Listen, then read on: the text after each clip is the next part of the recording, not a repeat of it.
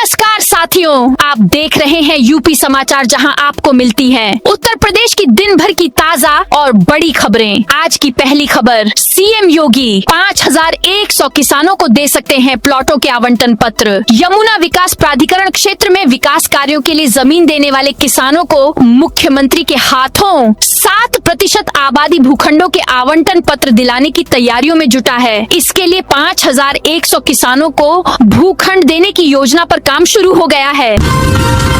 शिक्षकों को 8 जुलाई से मुफ्त कैशलेस इलाज मिलेगा। उत्तर प्रदेश के लाखों सरकारी शिक्षकों और उनके परिवारों को 8 जुलाई से कैशलेस चिकित्सा योजना का लाभ मिलना शुरू हो जाएगा। सीएम योगी वाराणसी से इस योजना का औपचारिक शुभारंभ करेंगे।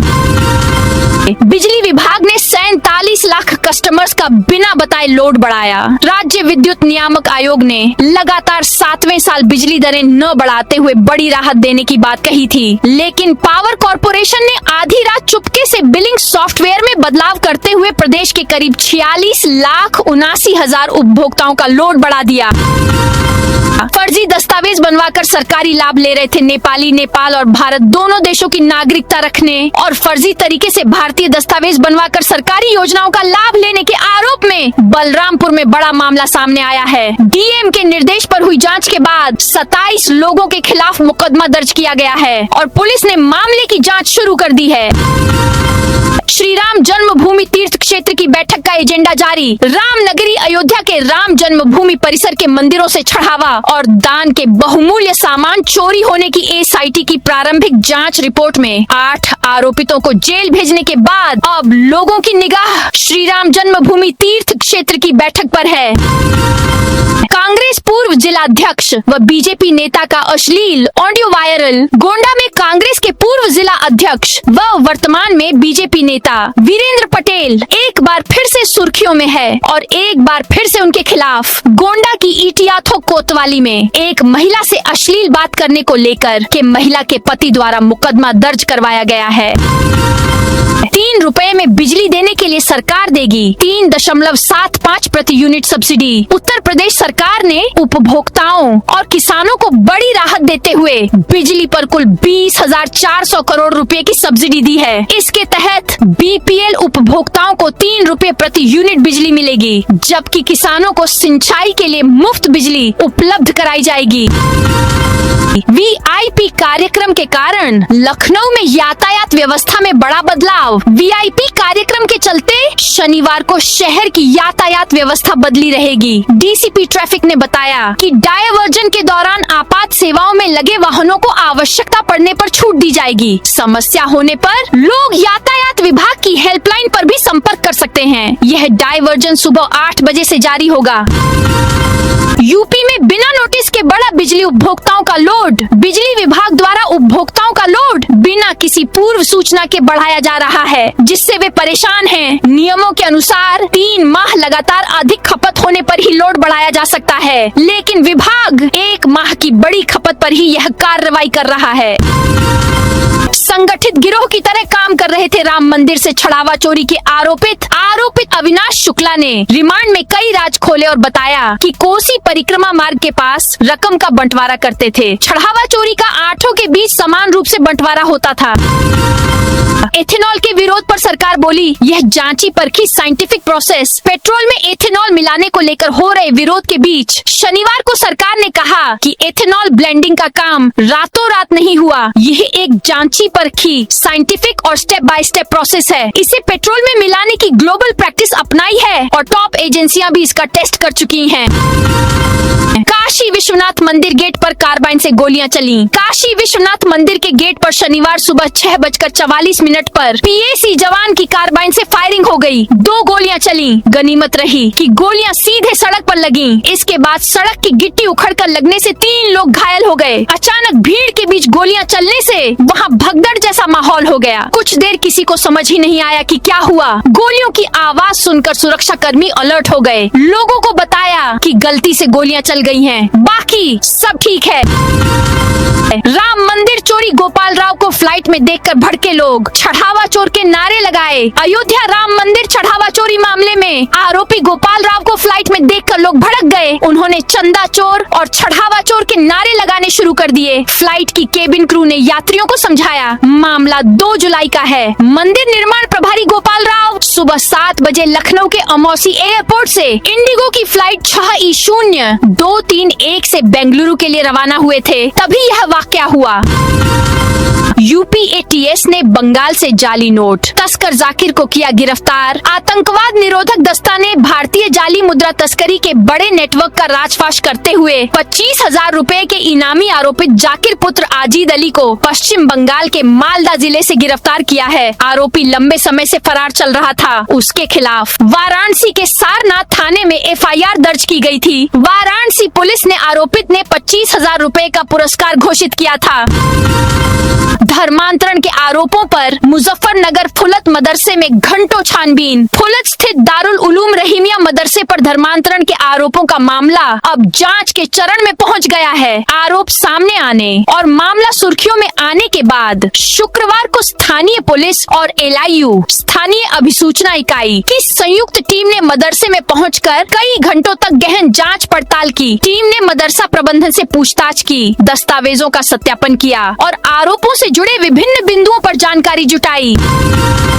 चंदौली SP ने अपराध नियंत्रण की समीक्षा की। गौ तस्करी पर कड़ी कार्रवाई के निर्देश। चंदौली के पुलिस अधीक्षक आकाश पटेल ने शुक्रवार देर रात पुलिस लाइन सभागार में जिले के सभी थानाध्यक्षों, क्षेत्राधिकारियों और अपर पुलिस अधीक्षक के साथ अपराध समीक्षा बैठक की। उन्होंने कानून व्यवस्था, अपराध नियंत्रण और लंबित मामलों की समीक्षा करते हुए कई अहम निर्देश दिए।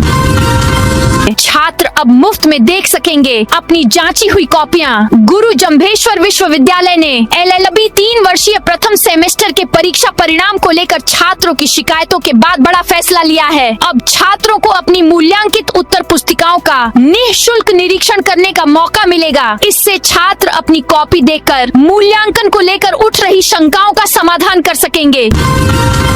20 जुलाई से शुरू होगी परीक्षा केंद्र निर्धारण प्रक्रिया। उत्तर प्रदेश माध्यमिक शिक्षा परिषद प्रयागराज ने वर्ष 2027 की हाई स्कूल और इंटरमीडिएट बोर्ड परीक्षाओं के लिए परीक्षा केंद्र निर्धारण की समय सारिणी जारी कर दी है। इसके अनुपालन में जिला विद्यालय निरीक्षक अरुण कुमार ने जिले के सभी राजकीय, सहायता प्राप्त और वित्त विहीन माध्यमिक विद्यालयों के प्रधानाचार्यों को आवश्यक दिशा निर्देश दिए हैं। दिल्ली देहरादून एक्सप्रेसवे के गड्ढों पर राकेश टिकैत का तंज। मानसून की पहली ही तेज बारिश के बाद दिल्ली देहरादून एक्सप्रेसवे पर उभरे गहरे गड्ढों को लेकर देश भर में चर्चा तेज हो गई है। सोशल मीडिया पर वायरल हो रहे वीडियो में एक्सप्रेसवे की सड़क कई स्थानों पर धंसी हुई और गहरे गड्ढों से भरी दिखाई दे रही है। संजय निषाद बोले, पवा के आधार पर नेता न चुने, लोकतंत्र में जनता ही सबसे बड़ी ताकत है। हम लोगों को जागरूक कर रहे हैं कि वोट ही उनका भविष्य तय करता है। अब जनता हुआ बुआ और पवा के आधार पर नेता नहीं चुने, बल्कि ऐसा नेता चुने जो उनकी आवाज बने, नीति बनाए, गरीबों, निर्बलों और पिछड़ों को उनका अधिकार दिलाए। बीजेपी अध्यक्ष नितिन नवीन ने रोड शो में तलवार लहराई। भाजपा के राष्ट्रीय अध्यक्ष नितिन नवीन ने शनिवार को लखनऊ में रोड शो किया। एयरपोर्ट से भाजपा प्रदेश मुख्यालय तक 18 किलोमीटर लंबा यह रोड शो सुबह 11:20 बजे शुरू हुआ और दोपहर 1:55 बजे समाप्त हुआ। एयरपोर्ट से निकलने के बाद वह प्रदेश अध्यक्ष पंकज चौधरी के साथ विशेष रथ पर सवार होकर रोड शो के लिए रवाना हुए। पूरे मार्ग में जगह जगह कार्यकर्ताओं और विभिन्न सामाजिक संगठनों ने उनका स्वागत किया। यूपी में पैकेज ड्रिंकिंग वाटर प्लांटों पर बड़ी कार्रवाई। आयुक्त खाद्य सुरक्षा एवं औषधि प्रशासन खाद्य एवं पेय पदार्थों की जांच पड़ताल पर विशेष फोकस कर रहा है। अंतर जनपदीय विशेष प्रवर्तन अभियान के तहत शनिवार को विभिन्न मंडलों में संचालित कुल 362 पैकेज ड्रिंकिंग वाटर निर्माण इकाइयों का निरीक्षण किया गया। सीतापुर में हीरो बाइक एजेंसी में लगी आग, शॉर्ट सर्किट से लाखों का नुकसान। सीतापुर के महमूदाबाद क्षेत्र के सरैया कस्बे में शुक्रवार देर रात करीब 2:30 बजे के समीप SE auto sales Hero motorcycle agency में भीषण आग लगने से लाखों रुपए का नुकसान हो गया। आग की चपेट में आने से एजेंसी में खड़ी कई नई मोटरसाइकिलें, फर्नीचर और अन्य सामान जलकर राख हो गए। जौनपुर जिला अस्पताल की लिफ्ट 1 महीने से बंद। जौनपुर के उमानाथ सिंह सिंह जिला चिकित्सालय में पिछले लगभग 1 महीने से लिफ्ट बंद पड़ी है। इस कारण बुजुर्ग, दिव्यांग, गर्भवती महिलाओं और गंभीर मरीजों को भारी परेशानी का सामना करना पड़ रहा है। उन्हें अस्पताल की ऊपरी मंजिलों तक पहुंचने के लिए सीढ़ियों का सहारा लेना पड़ रहा है। दिग्विजय करेंगे उज्जैन से अयोध्या तक 1000 किलोमीटर पदयात्रा। यूपी के अयोध्या में राम मंदिर निर्माण के लिए जुटाए गए चंदे में कथित अनियमितताओं के आरोपों को लेकर पूर्व मुख्यमंत्री दिग्विजय सिंह ने बड़ा ऐलान किया है। भोपाल में शुक्रवार को मीडिया से बातचीत के दौरान उन्होंने कहा, 2 अक्टूबर से उज्जैन के महाकाल मंदिर से अयोध्या स्थित राम जन्मभूमि तक करीब 1000 किलोमीटर की पदयात्रा शुरू करेंगे। रायबरेली में टीईटी महिला अभ्यर्थी की कार नहर में गिरी। रायबरेली में परीक्षा देने जा रही एक छात्रा की कार के सामने अचानक कुत्ता आ गया। उसे बचाने के प्रयास में कार अनियंत्रित होकर नहर में गिर गई। छात्रा और उसके पिता को आसपास के लोगों ने बाहर निकाला। इसके बाद दोनों दूसरी कार से परीक्षा केंद्र के लिए रवाना हुए। नोएडा मेट्रो की लिंक लाइन का बदला alignment. Noida metro rail corporation ने बोटेनिकल गार्डन से सेक्टर 142 तक प्रस्तावित एक्वा लिंक लाइन परियोजना के अलाइनमेंट में बदलाव कर दिया है। सेक्टर 44 के निवासियों की आपत्ति के बाद यह फैसला लिया गया है। पहले मेट्रो लाइन सेक्टर के अंदर से गुजरने वाली थी, लेकिन अब इसे सेक्टर 44 के बाहर से निकाला जाएगा। जेलर के घर चोरी करके बॉयफ्रेंड को गिफ्ट दिया मोबाइल। झांसी में जेलर के घर काम करने वाली युवती ने अपने प्रेमी संग मिलकर करीब 6 लाख रुपए की चोरी कर ली। वो पिछले 3 महीने से कैश और ज्वेलरी चोरी कर रही थी। पुलिस के अनुसार महिला के पति की मौत हो चुकी है। अब वह अपने बॉयफ्रेंड को खुश करने के लिए चोरी कर रही थी। उसने चोरी के पैसों से 20,000 का मोबाइल भी उसे गिफ्ट किया था। भूटान ने भारत से ई-20 पेट्रोल लेने से मना किया। गाड़ियां खराब होने का खतरा बताया। भारत सरकार के ई-20 यानी 20% एथेनॉल ब्लेंडेड पेट्रोल के फैसले पर जहां देश में विवाद और विरोध चल रहा है, वहीं पड़ोसी देश भूटान ने भारतीय ऑयल कंपनियों के ई-20 पेट्रोल लेने से मना कर दिया है। 2000 किसानों ने खरीदे उन्नत सब्जी बीज। अयोध्या के कुमारगंज स्थित आचार्य नरेंद्र देव कृषि एवं प्रौद्योगिक विश्वविद्यालय में वर्षाकालीन सब्जियों के उन्नत किस्म के बीजों की बिक्री तेजी से हो रही है। अब तक लगभग 2000 किसान इन बीजों की खरीदारी कर चुके हैं। विश्वविद्यालय के उद्यान एवं वानिकी महाविद्यालय स्थित सब्जी एवं बीज विक्रय केंद्र पर प्रतिदिन बड़ी संख्या में किसान पहुंच रहे हैं। यहाँ उन्हें बीज उपलब्ध कराने के साथ ही वैज्ञानिक विधि से सब्जी उत्पादन की तकनीकी जानकारी भी दी जा रही है, ताकि वे कम लागत में अधिक उत्पादन प्राप्त कर सकें। यूपी में सोलर लगवाने पर मिल रहे 1.08 लाख रुपए आप अपने घर का बिजली का बिल शून्य कर सकते हैं। यानी बिजली तो उतनी ही इस्तेमाल करेंगे, लेकिन बिल नहीं चुकाना पड़ेगा। इसके लिए आपको अपने घर की छत पर सोलर पैनल लगवाने होंगे। खर्च भी ज्यादा नहीं आता है, क्योंकि सरकार 1.08 लाख रुपए तक की सब्सिडी देती है। आपको अपने घर के बिजली के लोड के हिसाब से सोलर पैनल लगवाना होगा। जरूरी है कि आप ये सुनिश्चित कर लें कि पैनल क्वालिटी अच्छी है या नहीं। अमरोहा में स्कूली वाहनों पर 8 जुलाई से होगी कार्रवाई। अमरोहा जनपद में स्कूली बच्चों की सुरक्षा सुनिश्चित करने के लिए परिवहन विभाग ने विशेष अभियान शुरू किया है। इस अभियान के तहत 8 जुलाई से उन स्कूली वाहनों के खिलाफ सख्त कार्रवाई की जाएगी जो निर्धारित सुरक्षा मानकों का पालन नहीं कर रहे हैं। कोचिंग लाइब्रेरी संचालकों को दिए निर्देश। अंबेडकर नगर में जिलाधिकारी ईशा प्रिया की अध्यक्षता में माध्यमिक शिक्षा विभाग ने कोचिंग और लाइब्रेरी संचालकों के लिए एक उन्मुखीकरण कार्यशाला का आयोजन किया। कलेक्ट्रेट सभागार में आयोजित इस कार्यशाला का मुख्य उद्देश्य संस्थानों के संचालन, पंजीकरण, सुरक्षा मानकों, छात्र हितों और सरकारी दिशा निर्देशों के संबंध में संचालकों को जागरूक करना था। पीएम मोदी ने राजस्थान रिफाइनरी का उद्घाटन किया। प्रधानमंत्री नरेंद्र मोदी ने कहा, युद्ध के कारण जो हालात पैदा हुए उसके कारण घरेलू गैस के दाम 2000 रुपए तक जा सकते थे। सरकार ने इसको लेकर बेहतर मैनेजमेंट किया। इसी का परिणाम है सिलेंडर 950 रुपए के करीब मिल रहा है। पीएम शनिवार राजस्थान के दौरे पर रहे। दोपहर करीब 12 बजे वह बालोतरा के पचपदरा पहुँचे। यहाँ देश की सबसे आधुनिक रिफाइनरी के कंट्रोल रूम को देखा और एक्सपर्ट्स से बात की। इसके बाद रिफाइनरी का उद्घाटन प्रदर्शन किया। मंत्री दिनेश प्रताप सिंह के एक बयान से बड़ी राजनीतिक अटकलें। शनिवार को लखनऊ में आयोजित आम महोत्सव के मंच से दिए गए इस बयान के बाद उनके राजनीतिक भविष्य को लेकर अटकलें तेज हो गईं। हालांकि उन्होंने अपने इस बयान का कोई स्पष्ट राजनीतिक आशय नहीं बताया। उन्होंने कहा, यह आम महोत्सव मेरे लिए एक तरह से अंतिम महोत्सव जैसा महसूस हो रहा है। उन्होंने अपनी पूरी क्षमता, मेहनत और सामर्थ्य के साथ उद्यान विभाग के जरिए किसानों के हित में काम किया और सीएम के मान सम्मान को बढ़ाने का हर संभव प्रयास किया। परमठ मंदिर में अमरनाथ गुफा सा नजारा। परमठ स्थित सुप्रसिद्ध बाबा आनंदेश्वर मंदिर में शनिवार सुबह एक अद्भुत और अलौकिक नजारा देखने को मिला। भीषण गर्मी और उमस के बीच बाबा आनंदेश्वर का हूबहू जम्मू कश्मीर की अमरनाथ गुफा के स्वरूप में भव्य श्रृंगार किया गया। शनिवार सुबह 7 बजे जब मंदिर के कपाट खुले तो बाबा के इस बर्फीली झांकी के दर्शन कर भक्त निहाल हो उठे। गर्भगृह पूरी तरह से कड़ाके की ठंडक और दिव्य माहौल से सराबोर नजर आया। इसके बाद विधि विधान से बाबा की महाआरती उतारी गई।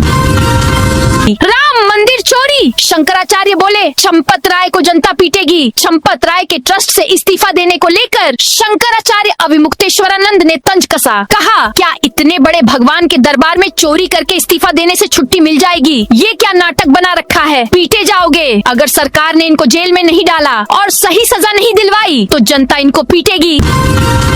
पूर्व सपा विधायक हाजी रिजवान और बेटे बहू पर एफआईआर। मुरादाबाद में कुंदरकी से पूर्व सपा विधायक हाजी रिजवान, उनके बेटे हाजी जुबैर, बहू शमा परवीन और सपा नेता आजम खां के करीबी यूसुफ मलिक के खिलाफ शुक्रवार रात करीब 11 बजे धोखाधड़ी का केस दर्ज हुआ है। यह केस एक ग्रामीण की शिकायत पर दर्ज किया गया। रायबरेली में एथेनॉल युक्त पेट्रोल से वाहन खराब। रायबरेली के सदर तहसील क्षेत्र में कई पेट्रोल पंपों पर ईंधन की गुणवत्ता को लेकर शिकायतें सामने आई हैं। वाहन चालकों का आरोप है कि पेट्रोल में एथेनॉल की अधिक मात्रा के कारण उनके दोपहिया वाहन खराब हो रहे हैं। इससे वाहनों का अचानक बंद होना, झटके लेना और इंजन की कार्य क्षमता प्रभावित होना जैसी समस्याएं आ रही हैं। टेलीग्राम पर फिल्में और वेब सीरीज फ्री नहीं मिलेंगी। अब टेलीग्राम ऐप पर फ्री पायरेटेड फिल्में और वेब सीरीज नहीं मिल पाएंगी। केंद्र सरकार ने टेलीग्राम से फिल्मों और ओटीटी कंटेंट के पायरेटेड वर्जन देने वाले चैनल्स और ग्रुप्स को अपने प्लेटफॉर्म से हटाने को कहा है। सूचना और प्रसारण मंत्रालय ने आज कंपनी को नोटिस भेजा। मंत्रालय ने कहा कि टेलीग्राम अगले 15 दिन में पायरेटेड कंटेंट पर ली एक्शन की रिपोर्ट सौंपे। पुलिस ने पकड़ी हरियाणा की देशी विदेशी शराब की खेप। मुजफ्फरनगर में पुलिस ने हरियाणा से लाई जा रही अवैध शराब की बड़ी खेप पकड़ी है। एसएसपी संजय कुमार वर्मा ने शनिवार दोपहर प्रेस कॉन्फ्रेंस में बताया कि नई मंडी पुलिस और आबकारी विभाग की संयुक्त कार्रवाई में 150 पेटी अवैध शराब बरामद की गई। इसकी अनुमानित कीमत करीब 7.5 लाख रुपए है। इस मामले में एक तस्कर को गिरफ्तार किया गया है, जबकि अन्य आरोपियों की तलाश जारी है। वाराणसी में एक्ट्रेस भाग्यश्री ने पहलवान की लस्सी पी। बॉलीवुड एक्ट्रेस भाग्यश्री काशी में है। अपने 3 दिवसीय टूर के दौरान वह वाराणसी के धार्मिक स्थलों का दर्शन कर रही हैं। शनिवार की दोपहर 2 बजे वह शहर में घूमने निकली। बनारस की संस्कृति, आध्यात्मिक परंपरा और यहाँ के प्रसिद्ध व्यंजनों का भी आनंद लिया। इसी दौरान उन्होंने बनारस की प्रसिद्ध पहलवान लस्सी का स्वाद चखा। यहाँ की चाट और लस्सी की सराहना की। लस्सी पीकर उन्होंने कहा, वाह, इसका टेस्ट बहुत अच्छा है। मेरठ पुलिस में 178 पुलिस कर्मियों का तबादला। मेरठ में आगामी कांवड़ यात्रा के मद्देनजर मेरठ पुलिस ने एक बड़ा प्रशासनिक फेरबदल किया है। वरिष्ठ पुलिस अधीक्षक डॉक्टर अविनाश पांडेय ने एक थाना प्रभारी और 33 चौकी प्रभारियों सहित कुल 178 पुलिस कर्मियों के स्थानांतरण के आदेश जारी किए हैं। सभी स्थानांतरित अधिकारियों को तत्काल प्रभाव से अपनी नई तैनाती पर कार्यभार ग्रहण करने के निर्देश दिए गए हैं।